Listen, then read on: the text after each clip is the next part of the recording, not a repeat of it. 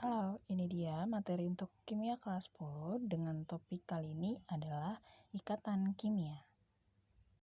Berikut tujuan pembelajaran kita kali ini, yaitu menjelaskan tentang kestabilan unsur, menentukan kemampuan unsur dalam mencapai kestabilan, dan menggambarkan lambang Lewis setiap unsur.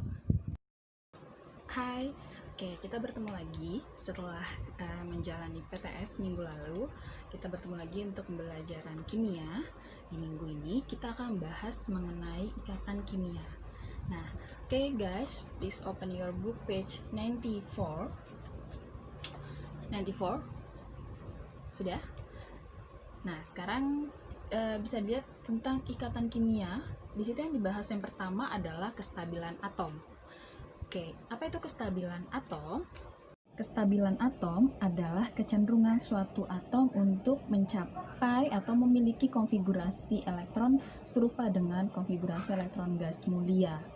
Oleh sebab itu, jadi kenapa harus gas mulia? Karena gas mulia merupakan atom atau unsur yang paling stabil di antara golongan 1A sampai 7A.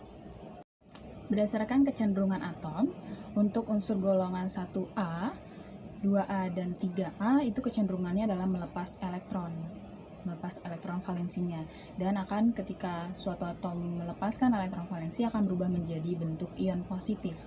Apa bedanya atom dengan bentuk ion? Kalau atom dilambangkan hanya lambang unsurnya saja, contohnya adalah natrium, berarti dilambangkan dengan Na. Sedangkan berbeda ketika natrium berubah menjadi ion positif atau dia melepaskan elektron valensinya. Natrium kan memiliki elektron valensinya 1. Nah, ketika natrium melepaskan elektron valensinya 1 akan berubah menjadi ion Na. Bedanya di sini ketika dia berubah menjadi ion Na dilambangkan dengan Na lalu dengan pangkat plus atau positif 1. Jadi sebanyak tanda positif, ion positifnya itu menandakan sebanyak berapakah elektron yang dilepas oleh suatu atom atau unsur tersebut. Lalu kalau untuk unsur golongan 5, 6, dan 7 itu kecenderungannya membentuk ion negatif karena dia lebih menarik elektron. Jadi golongan 5, 6, dan 7 itu kecenderungan menarik elektron. Sebanyak berapa? Sebanyak untuk mencapai aturan oktet. Jadi golongan 5A, 6A, dan 7A itu lebih cenderung membentuk ion negatif, di mana mereka kecenderungannya adalah lebih mudah menerima elektron. Golongan 5A menerima 3, golongan 6A menerima 2, dan golongan 7A menerima 1, yaitu untuk memenuhi sistem kestabilan unsur, yaitu adalah oktet. Ini berikut kenapa natrium, magnesium, aluminium ini merupakan contoh golongan 1, 2, dan 3 itu lebih cenderung dia melepas, sedangkan kalau golongan 5, 6, 7 itu lebih cenderung menerima. Kenapa? Karena ini kita lihat berdasarkan konfigurasi elektron. Jadi di sini 11 natrium memiliki konfigurasinya berdasarkan kulit, yaitu 281, memiliki 1 elektron valensi. Nah, tadi bagaimana caranya untuk suatu atom mencapai kestabilannya adalah apa sih stabil itu? Harus memiliki elektron valensi atau elektron terluarnya harus 8, maka itu dikatakan suatu unsur dikatakan stabil. Oleh sebab itu, natrium, magnesium, dan aluminium dia lebih mudah mana? Melepas si satu. Ada dua kemungkinan kan? Ada dua kemungkinan yang dimiliki oleh setiap unsurnya, yaitu melepas 1 atau menerima 7. Kalau dia lepas 1 berarti elektron valensinya menjadi 8. Sedangkan kalau menerima 7 pun akan menjadi 8 pula. Jadi kemana kemungkinan yang lebih mudah? Yang lebih mudah pasti adalah melepas 1. Maka oleh sebab itu natrium itu melepas 1, magnesium juga kecenderungannya melepas 2 elektron, dan aluminium kecenderungan melepas 3 elektron. Berbeda dengan unsur 5, 6, dan 7. Unsur golongan 5, 6, dan 7 memiliki elektron valensi 5, 6, dan 7. Maka dia lebih mudah mana? Melepas 5, 6, dan 7 elektron atau menerima 3, 2, dan 1 elektron. Lebih mudah, lebih mudah menerima elektron kan, daripada dia sudah memiliki banyak elektron dan dibuang begitu saja. Oleh sebab itu, golongan 5A itu lebih mudah menerima 3, dan oksigen lebih mudah menerima 2, dan fluorin lebih mudah menerima 1.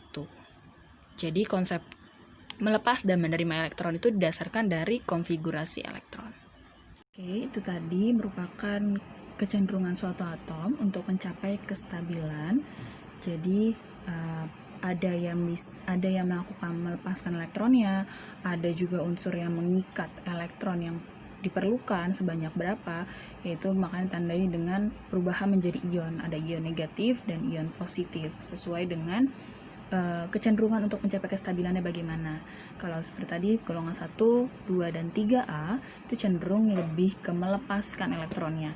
Sedangkan golongan 6, 5, 6, 7 cenderung menerima elektronnya. Oke, selanjutnya kita akan bahas mengenai lambang Lewis. Kalau kalian perhatikan dari tadi, setiap unsur itu dikelilingi oleh lambang titik. Nah, lambang titik itulah dinamakan lambang Lewis. Lambang Lewis ini menandakan jumlah elektron valensi atau golongan keberapakah unsur tersebut. Nah, jadi setiap unsur untuk membentuk ikatan itu kita menggunakan lambang Lewis. Jadi, di sini contohnya litium, karena golongan 1 maka lambang Lewisnya sebanyak 1 saja. Dan untuk nitrogen, contohnya golongan 5A, maka lambangnya sebanyak 5. Penempatannya bagaimana untuk lambang Lewis? Jadi dia penempatannya dari keempat sisi dulu, atas, bawah, kiri, dan kanan, bebas. Jadi contohnya kalau seperti natrium itu golongan 1, maka dia bebas mau taruh di atas, bawah, atau kiri dan kanan. Sedangkan untuk nitrogen, dia golongan 5A, maka diisi dulu keempat sisinya, atas, bawah, kiri, dan kanan, lalu satu layer lagi, bebas ditempatkan di mana saja. Ingat, lambang Lewis ini maksimal 8 elektron, itu tetap memenuhi kestabilan unsur. Kan untuk struktur Lewis itu digunakan bagi setiap unsur yang untuk membentuk ikatan. Jadi contohnya di sini adalah CH4. CH4 ini C merupakan golongan 4, memiliki 4 lambang. Lalu hidrogen itu merupakan golongan 1, maka lambangnya 1. Ketika mau berikatan, maka setiap lambangnya atau setiap titiknya itu dihubungkan. Itulah yang namanya ikatan kimianya. Ikatan antara, di sini adalah ikatan antara karbon dan hidrogen. Seperti itu. Begitu juga untuk contoh MgO. Mg golongan 2A memiliki 2 lambang Lewis. Oksigen golongan 6A memiliki 6 lambang Lewis. Oksigen kekurangan 2, sedangkan magnesium dia lebih cenderung melepas 2 elektronnya agar stabil. Maka cara yang digunakan adalah magnesium menyerahkan elektronnya kepada oksigen dan oksigen menerima elektron dari magnesium, sehingga terjadinya pelepasan dan penerimaan elektron dalam bentuk ikatan. Oke, kita masuk ke contoh soal. Untuk yang pertama adalah menuliskan lambang untuk gallium dan aluminium. Gallium dan aluminium ini, gallium ternyata golongan 3A dan aluminium juga golongan 3A, maka kita gambarkan titiknya sebanyak golongannya, yaitu 1, 2, 3. Begitu juga untuk aluminium 1, 2, 3. Itu untuk nomor 1. Lalu untuk nomor 2-nya adalah bagaimana kecenderungan untuk unsur KBr dan MgF2, apa yang menentukan mana yang melepas dan menerima. Kita gambarkan dulu KBr. Di sini K dan Br kita pisah dulu. Lalu sekarang kita gambarkan lambangnya. K itu kalium golongan 1A, maka sebanyak lambangnya 1. Br golongan 7A, maka lambangnya sebanyak 7. 1, 2, 3, 4, 5, 6, 7.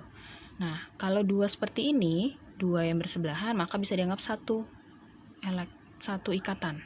Jadi bisa digambarkan dengan garis. Jadi garis itu menandakan satu ikatan atau 2 elektron.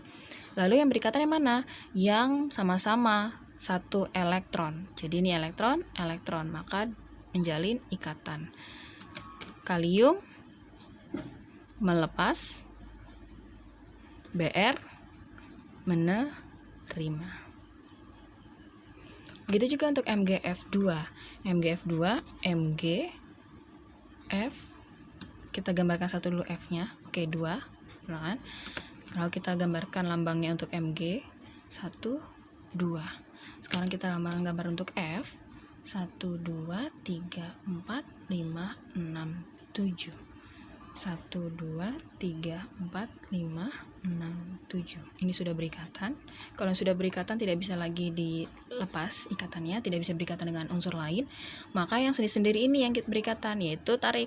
Magnesium golongan 2A, kecenderungannya apa? Melepas elektron, memberikan elektron kepada satu F, satu elektron lagi ke F yang kedua. Seperti ini. menggambarkan bagaimana ikatan antara Ca dan O dan Li dan P. Oke, sekarang kita ke Ca dan O. Ca golongan 2A, maka pertamanya adalah menggambarkan dulu lambang Lewisnya. 2. Oksigen golongan 6A, maka gambarkan lambangnya sebanyak 6. 1, 2, 3, 4, 5, 6. Ini sudah berikatan. Oksigen kekurangan 2. Kalsium memberikan 2. Maka artinya bagaimana? Bisa kita tarik, sekarang kita tarik. Memberikan ke 1. Ini pun memberikan. Jadi bentuk ikatannya adalah Ca.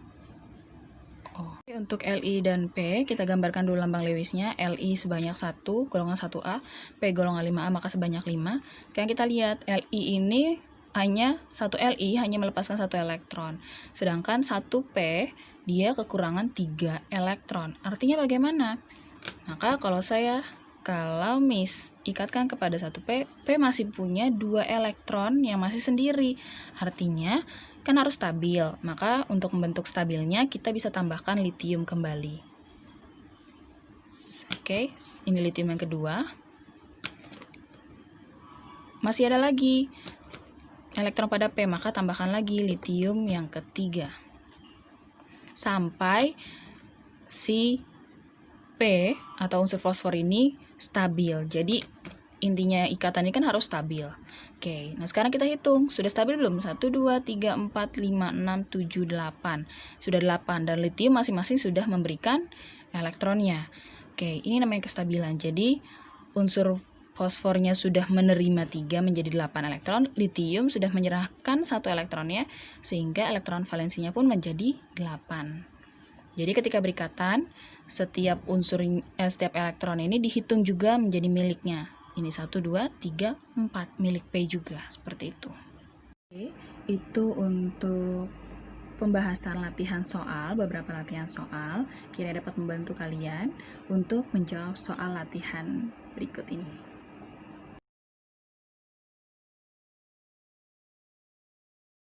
Baik, sekian materi untuk hari ini, yaitu mengenai kestabilan unsur, kecenderungan atom, serta membuat lambang Lewis dan struktur Lewis. Bye!